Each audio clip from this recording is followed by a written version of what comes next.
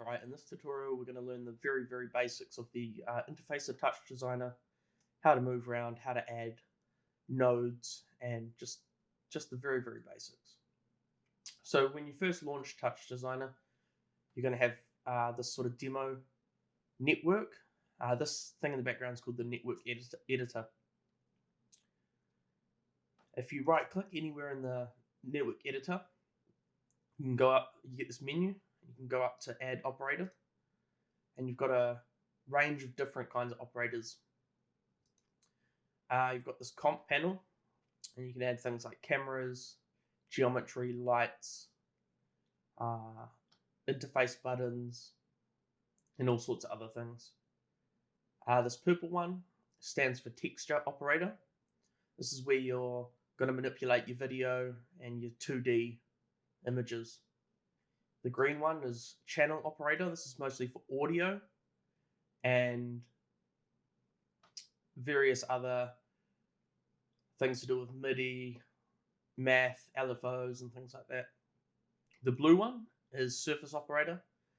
This is mostly for controlling the surfaces of 3D objects, meshes, and various other things. You've got materials in here. You can add in PBR or Phong materials.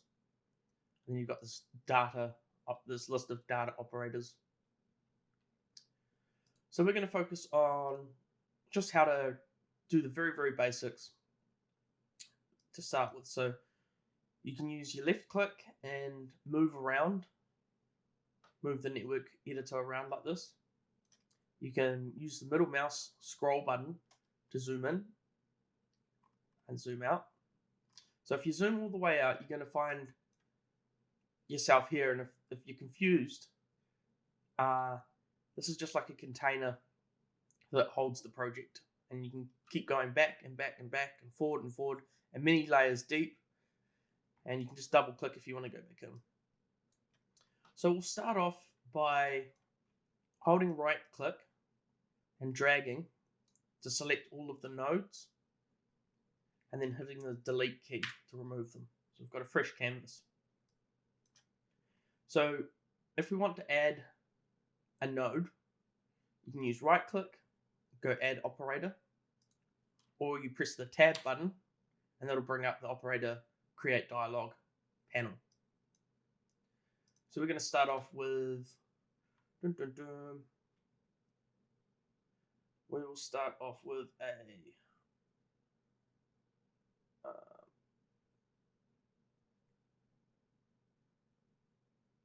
maybe a movie file in.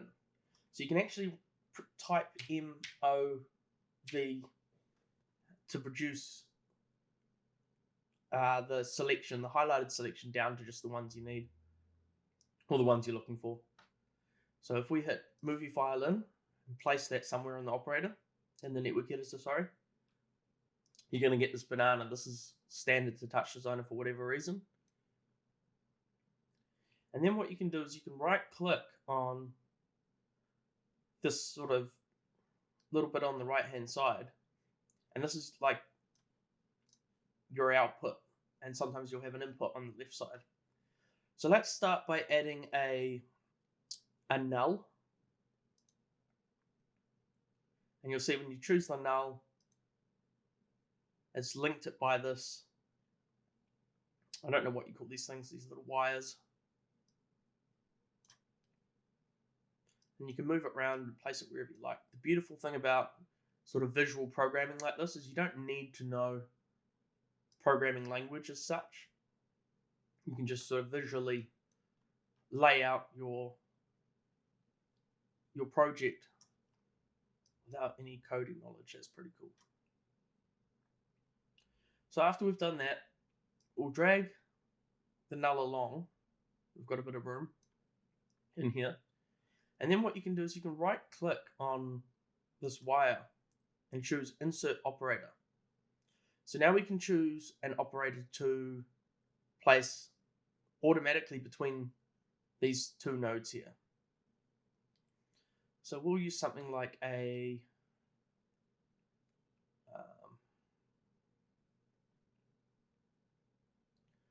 let's use a transform.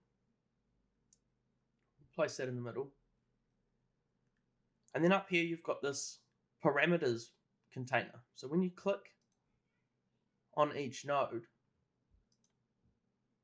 you get a different parameters menu. You can press P to get rid of it and press P again to see it again. The other thing you can do is if you want to see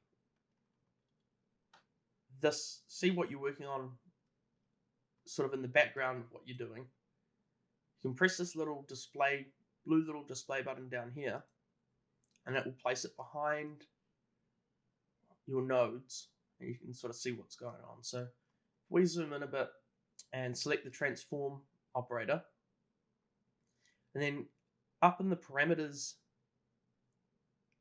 panel here, we've got a whole bunch of different options. And in here, so this transfer operator lets us move the position. Whoops. So a good way to do this is to use your left mouse button, click and hold, and then this little menu will come up. And you can move while you're still holding the left mouse button, you can drag your mouse over one of these sort of values, and then drag your mouse left and right while still holding the left mouse button, and you can see we're able to move the position or translate the position of our layer by the amount that we've sort of chosen. So you can move it a little amount with this one. You can go up and move it a bit more. And that's a super handy thing to know. Saves you going, oh, I guess it's 0.02 or something, and it takes too long. So you press and hold, you can just drag like that. So right now we've got a banana. We've got our movie file in, and in here you can choose, on the parameters panel, you can choose file, press that little plus button, and select one of the many images that TouchDesigner provides, or select your own. So what we're going to do is I'm going to teach you how to layer up some 2D images or some 2D footage.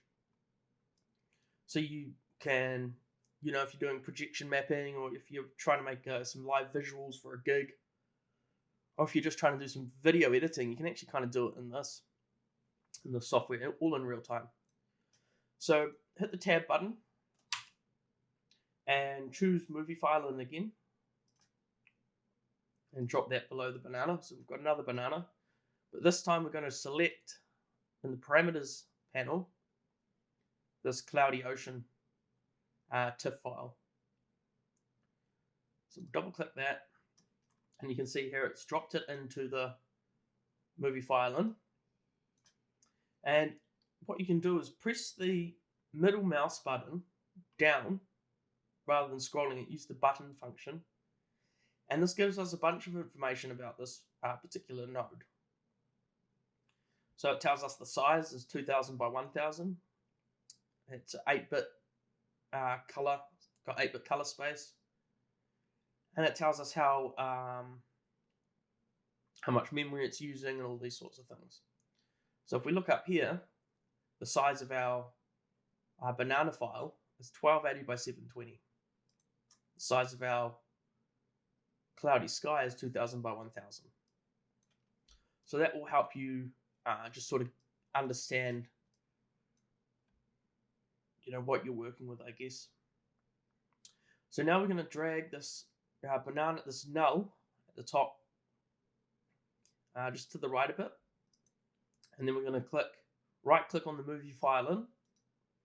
And let's add a transform just like the one above. Then what we're going to do is we're going to add a over. So it's just in here in your texture operator panel. Click over. And we're going to put it about there. You've got plenty of creative freedom. You can put these wherever you like, but I tend to work in a sort of like a linear fashion, try to keep it neat if possible. So what you can also do is you can right click on these wires and you can disconnect them just like that. So what we're trying to do here is basically we're just going to put this banana, overlay this banana on top of these clouds. Nice and simple. So you can see if you've had any experience with Photoshop or Premiere or anything like that, you'll recognize the over sort of function. And basically what we want to do is grab the base layer. So you'll see here on the left of this over panel, we've got input. If you put your mouse over each input, it says input 0, input 1. So on the bottom, we're going to drag a wire from the clouds into the bottom of the over. And then we're going to drag the one from the banana into the top input. And just like that, we've got a banana over our cloud ocean image. So we'll scroll down a bit. Now you'll notice that obviously we can't see the changes because I haven't finished wiring up this over into this null. Now the reason we use nulls, it's just a good habit to get into. The null container is kind of like it's kind of like when you finish doing a bunch of changes on like a particular network or set of operators, it's good to finish with a null. And you'll find out more about that and why that's important later on. But for now, we're just going to drag on the right side. We put our mouse over that. It doesn't say anything, but on the right side here, we just drag that wire and we can replace the other wire. If you drag on top and let it go when it's highlighted, and there we go, we can see our banana sitting on the ocean, sort of. So that's cool. Now what if we want to save that banana, save that image we've just created? Well, you right click on the end of the null, add operator, and this time we're going to add a movie file out.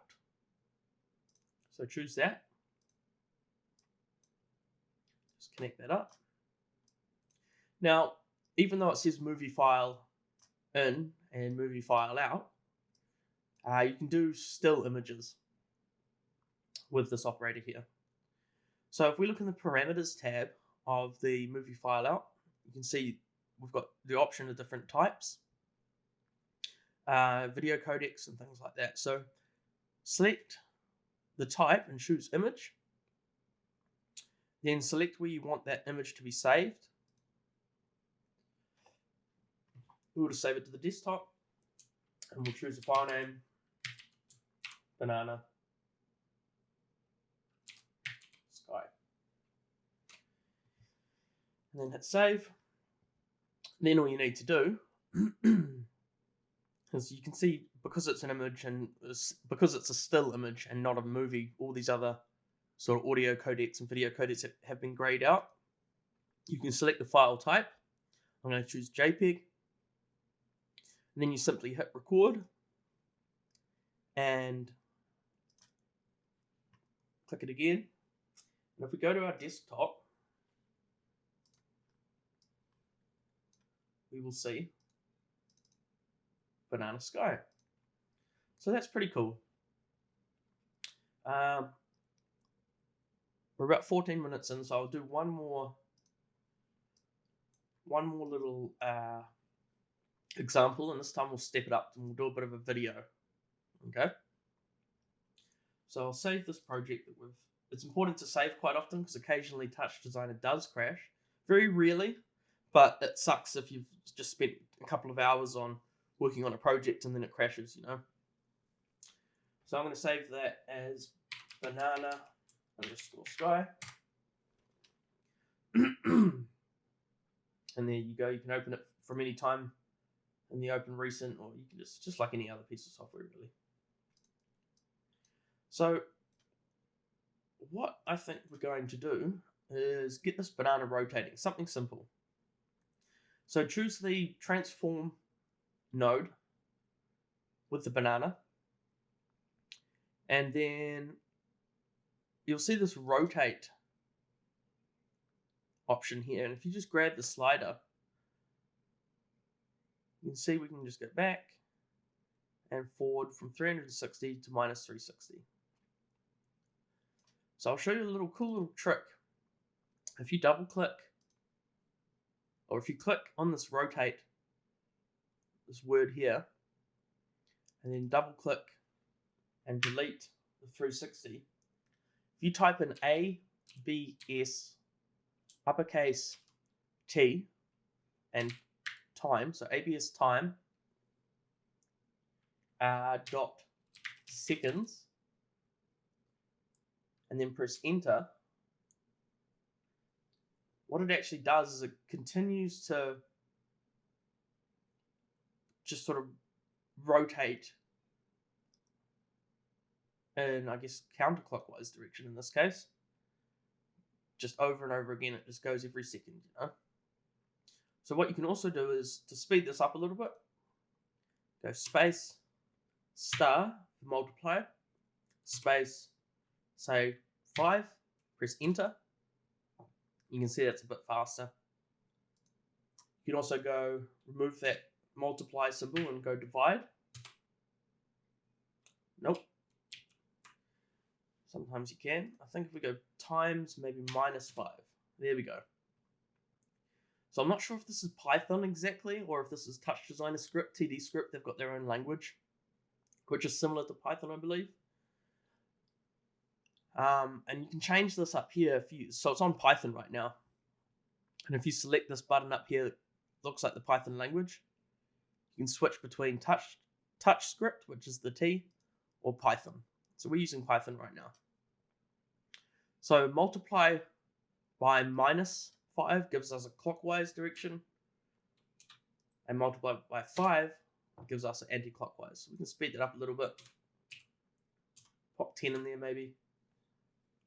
Cool. Now if we want to record that video, select movie file out. In the parameters panel, choose movie. Choose a place to save that movie. And where it says video codec, choose MPEG-4 part 2. And it's as simple as hitting record.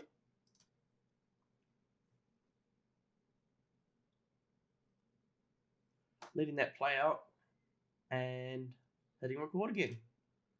So if we go to our desktop, you'll see we've got the MOV container. You can double click that, and there's our banana. So one more trick, one thing just to be aware of. Earlier when I was talking about when you press the middle mouse button, you can see the size. So if we look at the size of the movie file in for the banana, it's 1280 by 720. Whereas if we choose the sort of cloud ocean image, it's 2000 by 1000. And you can trace your way along these nodes, and you can see over here on the over, it's chosen to use the 2000 by 1000 resolution rather than the 1280 by 720. So just be aware of that. If you're working with 4K files, it's going to be pretty slow if you start building that up, and we'll cover more on that later. But it's just important to, depending on the power of your computer, if you look up to the top sort of left hand side here, you'll see frames per second. And if your computer starts dropping below 60,